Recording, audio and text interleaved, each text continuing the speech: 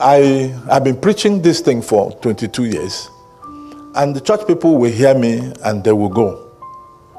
And then one of my sons in the Lord went to the chief executive of Diamond Bank, and who told him that he wants to run for governorship.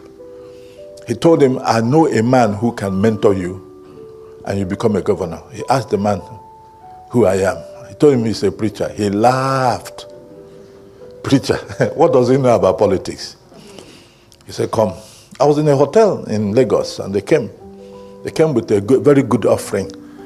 I won't tell you, because those in the north get better offering than those of us in the south. So I told him to go back with his offering, that I don't know him. And God has helped me to keep this hand clean for a long time. I don't want it defiled. So the person who brought him started pleading for him, that two of them had discussed these things before he came. That it is his money, his own, that he has a hotel, he has this, he has this. I said, okay, keep it on the table. So why are you here? He told me. I said, you want to be governor? Yes. Go and write a compendium. Go and put together the things you would do, and I will watch you do it, and we'll discuss them. If you want me to get involved. He went and did that. I said, okay, you can go and contest. So he went and contested in the name of a party that was not in Abia State, and he won. The Vice Chancellor of University of Nigeria called me and said, congratulations, your person has won. I said, fine. Announce it. He didn't talk to me again. Then they announced another person as the person who won. For 2 months, I couldn't talk with the Chancellor of University of Nsukka. Eventually, when I talked with him, he said, I had to leave that place with my life. My life was at stake. And after I talked to you, I had to hand over everything for them to handle. And so I told my protege, don't go to court. He said, why? Why? He went to court, from this court to another court, from this court, until he got to the court where they told him, we have awarded the man the office of the governor. He said, why? He said, we will announce the reasons later. How can you not say, with the evidence before me, as the judge, I announce? You said you will announce, the evidence will be announced later on, but now you've given a verdict. He has spent billions, and I said to him, I told you, if you'll be listening, then you'll go far. So now he has resigned from the bank. He had businesses that were going down. He had lawyers he had to pay. I said, I can't help you because I don't have those money. Okay, not long after, he now came back again. The time of the other people had passed. He wants to run. I said, okay. Which party do you want to run with? He mentioned the party. I said, no. He said he has to go with a winning party, a ruling party, and run with their platform. I said, no. They may be the ruling party, but you will fail. He looked at me and laughed. I said, you can go, I have spoken to you. I don't know what he told the person who brought him to me, but I'm sure he must have been sarcastic about that pastor and the things he says. Not long, 2 weeks after, that party announced another person as their flag bearer. And the 50 million with which he bought the form was gone. So I sent him a text. I said, Alant, you donated 50 million to this party. Can you donate half of it to us? He didn't reply to me. I know he was angry, They had really hurt him very terribly.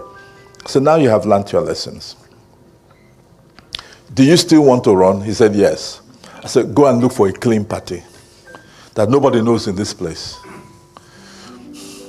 If you go and get it, I will come with you to the campaign field and you will win. He said he had disobeyed me 2 times and it didn't go well. But if he obeys me once and it doesn't go well, do I know the implication? I said, yes, I know. So he chose a party that nobody knew in Abia State.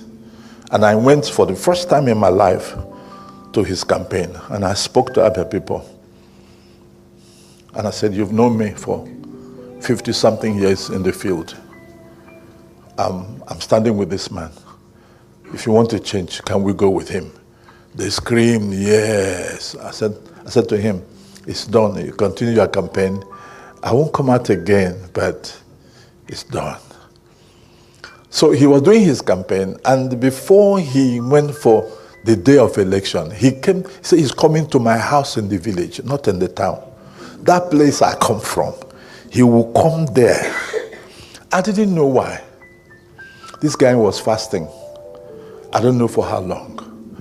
I said, how many of you are coming? He wouldn't tell me. Because politicians, Elder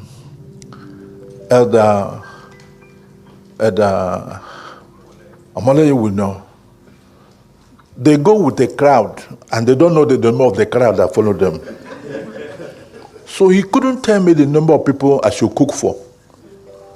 I called his associates. They said 18. They said 36.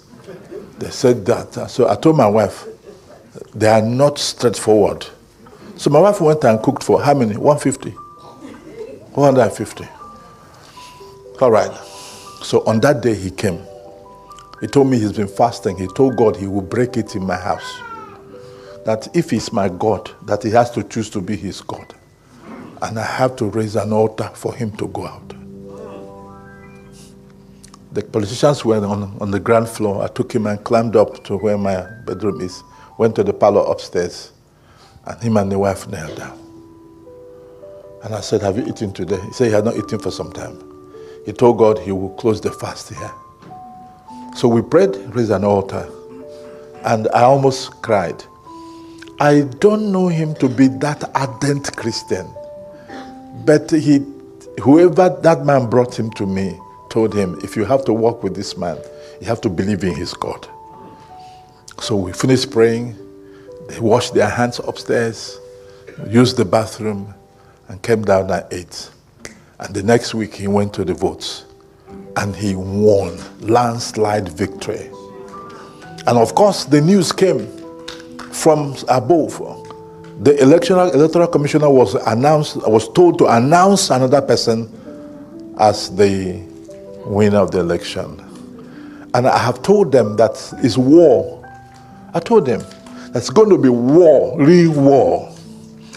Get your men armed. Get your boys armed.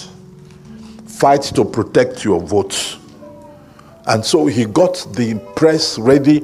He raised towers. He did everything ahead of the voting was going on. And I said, get your result. Announce them. Don't wait for INEC. And so, as the results was coming from but this, he will announce but this is the result. But this. So if you calculate the thing, he won. So if you announce another person as the winner, you will be in trouble. And then the people who want to rig the election held the electoral commissioner under gunpoint. Alter the figures, otherwise you're gone. Unfortunately, she was a Christian. She's a Christian woman, a pastor. She said, you're wasting your time. I died and my life is hid in Christ and God. Kill me, I'll go to heaven. But all of you will go to hell. So they were persuading him. They brought money of different sizes and gave to him. Meanwhile, there were people among them who were for my protege. And they were giving him information. And he was announcing it. The press was announcing it. And the man the woman they want to kill said, I have been told by so and so up there to announce something different. Yeah. So something that was supposed to be secret, she blew it up. At that point, they allowed her, and she announced the result. That guy is the best governor in the whole country. Because I gave him condition, like I gave the mayor. Don't accept any title. Because any community they go, they say, you are chief this, become chief this, you are emir of this, you are oba this. Don't accept any title while you're in the office. Don't accept gifts. And for 2 years, I said, don't borrow money. For 2 years, he has built roads, built bridges, building an airport, and it's building Radisson Blue in Aba, for a hotel that was abandoned in the 70s. And he has not borrowed one dime from anybody. And so I met with him before I just came last Sunday. I said, so do we review our guidelines? He said no, that he will try to keep it as much as possible until the 3rd year, and then he will start politics.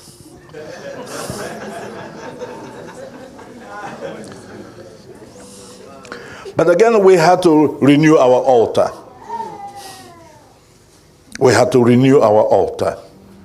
We had to rededicate him to the Lord. We had to shield him.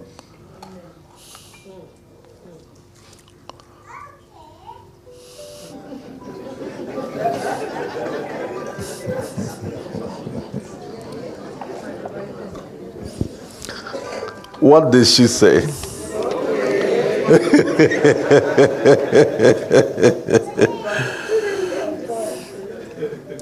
So you need to start early to raise people to that place of influence. To work in the presidency, to be governors, to be senators, and here and there. You may have heard that my president has announced that he's pursuing a one-party country. How many of you have heard that? He announced it in a meeting in Lagos. But today, Peter Obi said, I'm going to oppose him on the platform of Labour Party. Labour Party is coming up. I'm not going with the names that they've been suspecting, because they are coming from the same source. Because some people are talking to him. You need to raise them to honor God. The politicians believe that power belongs to the people. But you need to raise people who believe that power belongs to God. David said, once I heard it, twice, my heart has accepted it, that power belongs to God. And when you raise them like that, and they grow up like that, then you have raised people of influence.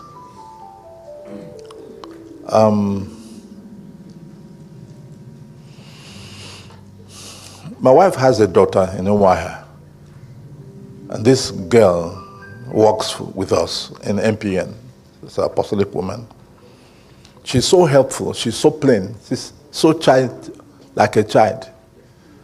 Apostle Boyiga knows her. And when Baba came to Port Harcourt, he saw her. So this January, I called her. I said, daughter, the Lord is about to make you what? What did I call her? Global celebrity. I therefore command the creation of the platform that will present you to the world as a global celebrity. She fell under the anointing. And I kept talking to prophetic words that I didn't think about.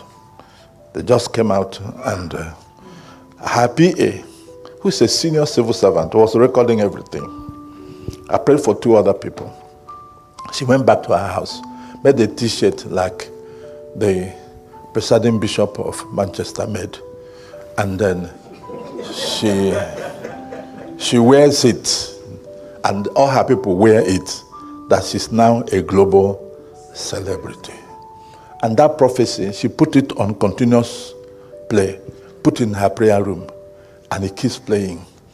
After a few weeks, they discovered that all her land was covered by crude oil. Not a well, a sea of land covered by crude oil.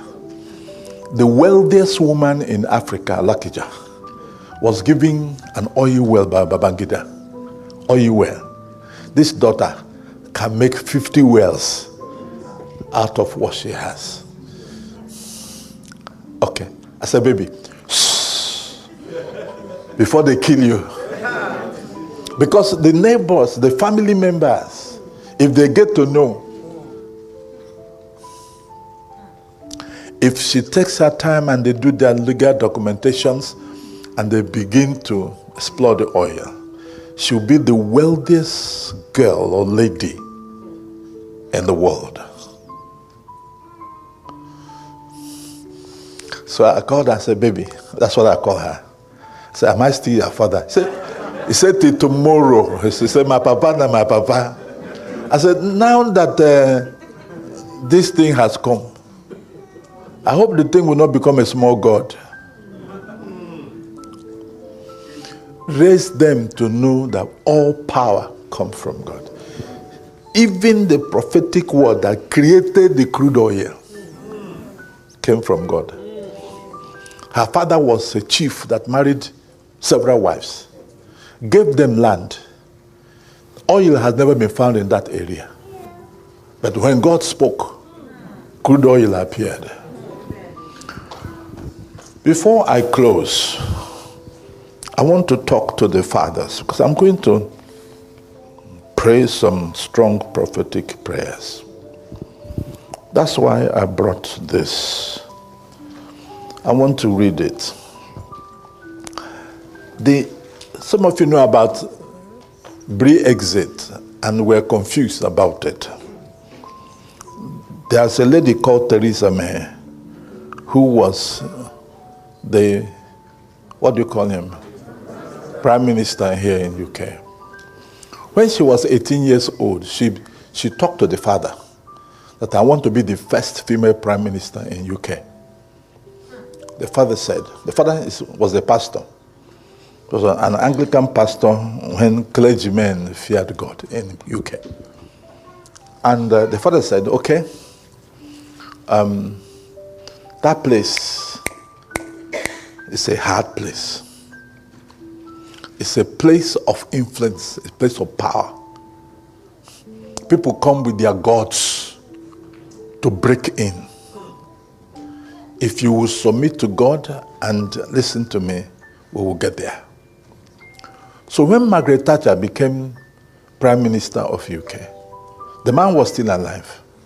The lady had grown now in the hierarchy in government. He went to the father. Said, God has disappointed me. This lady has become the first female Prime Minister in UK. The father said, that lady is older than you and may have been praying the same prayer you are praying. So God doesn't have favorites. God just, honored himself. So keep praying. She will come down and your turn will come. And then her turn came to bring Britain out of Obama's web. Do you know why the female Chancellor of Germany left office?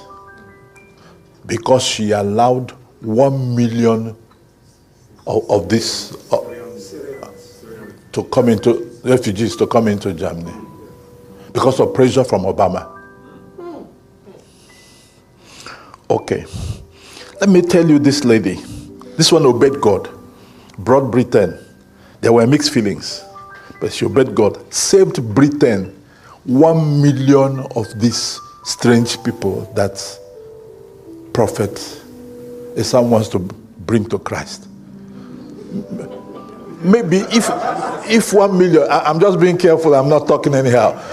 If 1 million went into Germany, maybe 2 could have come into Britain because they already have plenty of them inside Britain. And God didn't want that. He raised a female voice who could say no. And I like women. When they say no, no means no. A man will think about it and think, but the woman. And so, what of Chancellor Angela Dorothy Merkel? The father was also a pastor. It was from when she was 8 years old. Or did I get it wrong? No, the woman in Britain here, it was when she was 8 years old that she talked with the father.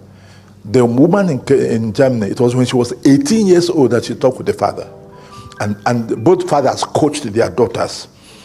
And Angela Dorothy Merkel became the first female chancellor in Germany. And she won the seat of the chancellor in 2005, won that seat again after 4 years, in 2009, won it again in 2013, won it again in 2018. Yes, and she was to win it the 5th time. A few days to that time, pressure, campaign of how she opened the country, and then these strange fellows that were giving tough time to police, pressure on their resources. She discovered that what was against her was more than the gains she has been having. She resigned. She said somebody else can take over. You know, you can raise them to take over gates of influence and stay there forever. That lady could have been there for 7 times. But after 4 times, because she listened to Obama, she listened to social media, and she granted access, strange beast flooded her country, ate the economy. They are not listening to the police. They challenge the authorities. With terrorism attacks, they had to go to close. One day, 5 mosques, gathered them and put them in the airport and send them back to where they came from. But it's too late. There are too many. It cost her her position of influence. What I'm saying is that we're talking about how to move the gospel. Huh? It's better when you are in such positions.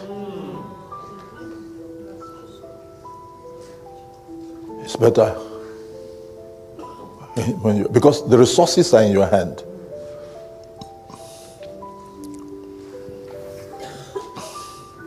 So seek to get into there. How did the Naaman get healed? That a house girl to his wife said to the madam, tell Oga, there's a prophet in Israel. That prophet can heal leprosy. Make Oga try. And Naaman listened to the wife, who listened to their maid. And then he came to meet Elisha, who asked him to go to River Jordan and bathe 7 times. And the man went cleansed. But who was the contact? At that time, Syria was stronger than Israel. And the Syrian president had written a letter to the president of Israel. He said, now take note. When this man comes, make sure you heal him. And the Syrian president says, see me, see trouble. They are looking for another way to come and invade us. Why is he talking to me like this? Am I God that heals people? And before the people, he tore his garment, which was one terrible way of the Jews showing disgust and pain. Somebody told Elisha said to the king, send the man to me. And when he sent him to me, that was why Elisha didn't come out. You insult God, you have insulted my king. I'm not coming to receive you. He sent a servant to tell him to go to River Jordan. And the man was so infuriated, he couldn't even come out to greet me. Yes. Again, don't insult God's servants and expect them to honor you. It doesn't matter who you are. Tell him to go there. If he doesn't want, let him go back with his leprosy. He went there and was cleansed. He came back with money. He wanted to say thank you. Elisha said, tell him to go with his money. Tell him to go with his thank you. That was why Gehazi got into trouble. He asked him, is it the type of time? It's not that we don't receive gifts and offerings, but there are some you don't receive. You don't have discernment. So, I just mentioned about this woman from Germany, and then how she left. The father was alive when she was sworn in, was alive when she won 2nd time, was alive when she won 3rd time, and the father passed on.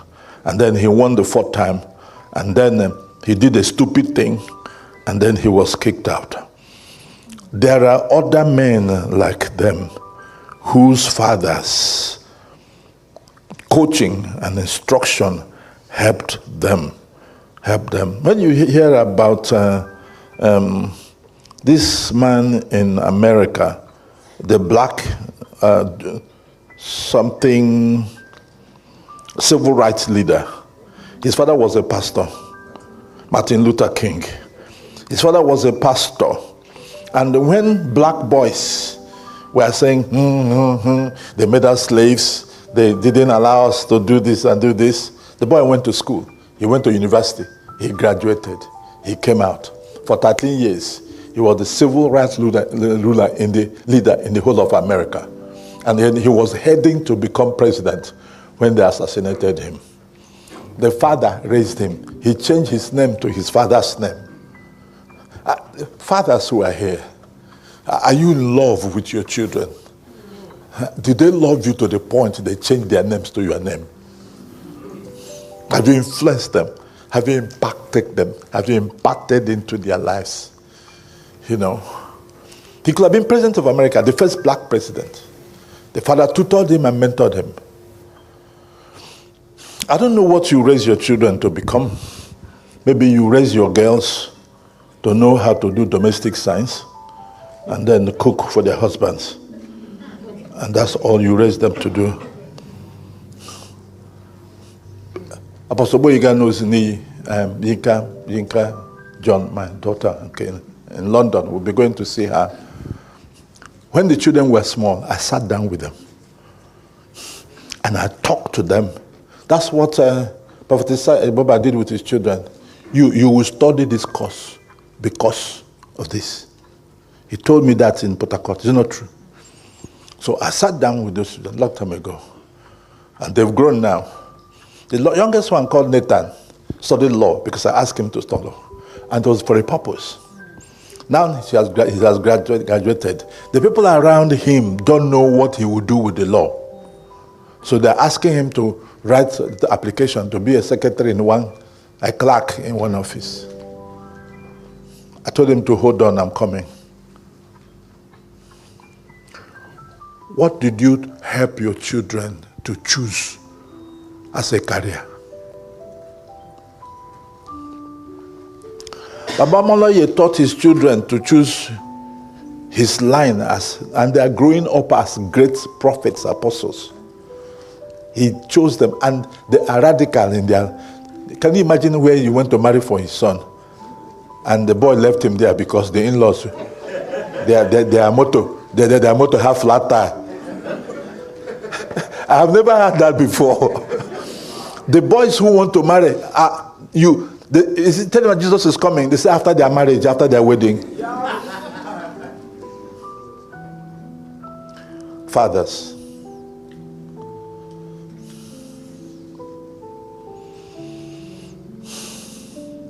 we can raise our children to occupy gates of influence, to help you, to help the church, to help your city. And the wicked will not be coming up with the regulations. A lady almost cried. Ngozi, Apostle Boyigano is her. Said, when I went to secondary school in UK, we used to have morning devotion from when I was in class 1 until I graduated. Today, you don't bring Bible out in the public in the UK. So where did we all go? And Satan came to take center stage.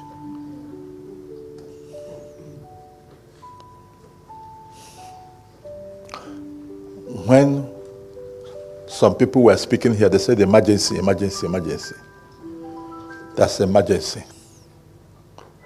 And if you are ready, you can go take your place as elders at the gate. You can fight the battles at the gate. The knowledge and the tools are made available. And we can recover the way that David did in 1 Samuel 31. Recover all, recover everything. The way that Abraham did in Genesis 14. Recover all. It's possible.